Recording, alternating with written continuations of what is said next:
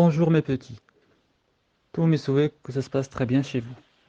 Avant de commencer, je tiens à remercier les parents pour leurs efforts considérables, leur temps et leur patience avec nous. Un grand salut à vous tous.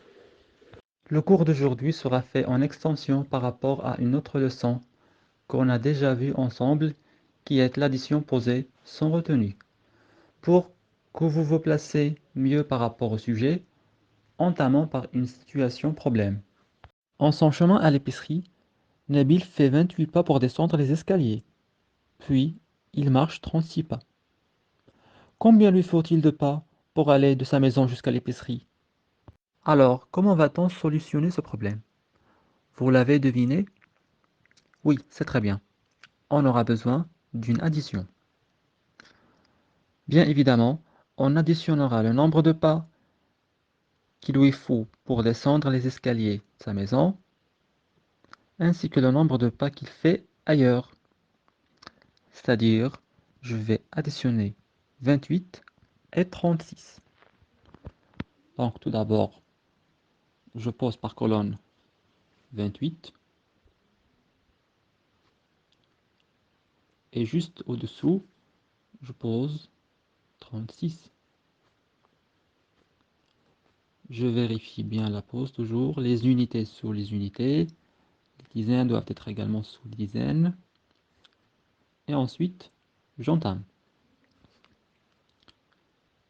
8 plus 6 est égal à 14. En effet, 14 est un nombre constitué par deux chiffres, 4 et 1.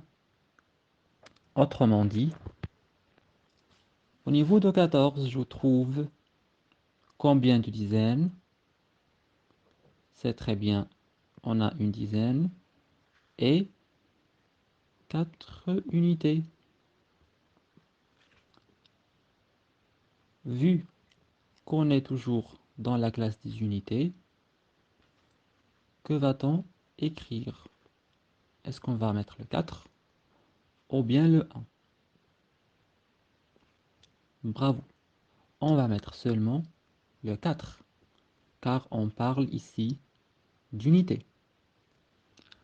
Donc je vais mettre le 4. La question qui se pose, cette dizaine-là, au niveau de 14, est-ce que je vais la négliger? La réponse est bel et bien non. Je garde toujours cette dizaine en la transférant vers la colonne des dizaines. Et je la mets juste au-dessous de 2. Du coup, on aura au niveau des dizaines 1, 2 et 3. Alors, quand je vais additionner le 2 et le 3, qui est égal à 5 déjà, je vais le rajouter également ce petit 1 là, cette dizaine que j'ai transférée depuis les unités. Vous vous rappelez? 14 qu'on vient de voir. Ça s'appelle la retenue. Ça, c'est une retenue. Donc, 2 plus 3 est égal à 5. Et en leur rajoutant la retenue, ça va devenir 6.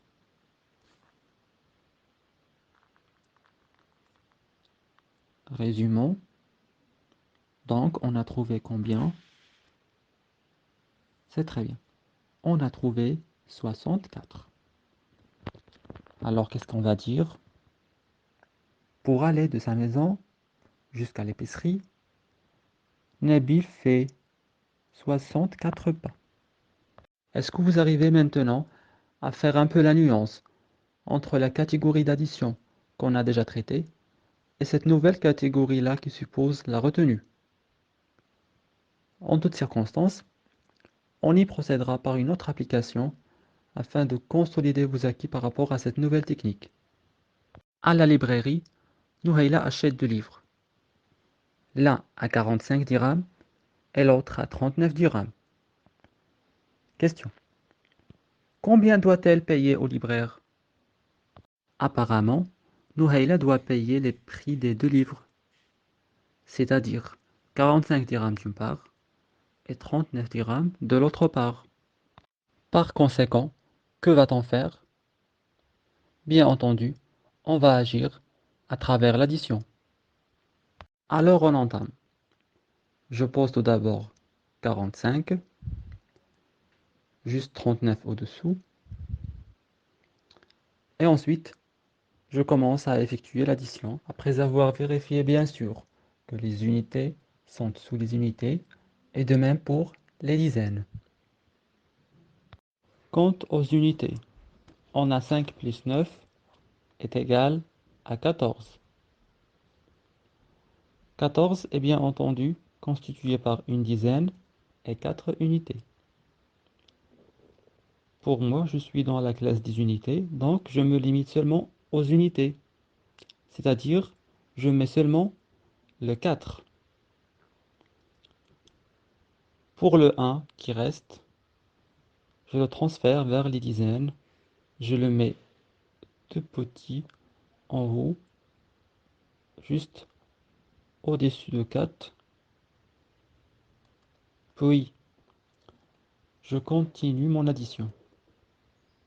J'aurai au niveau des dizaines 1 plus 4 plus 3.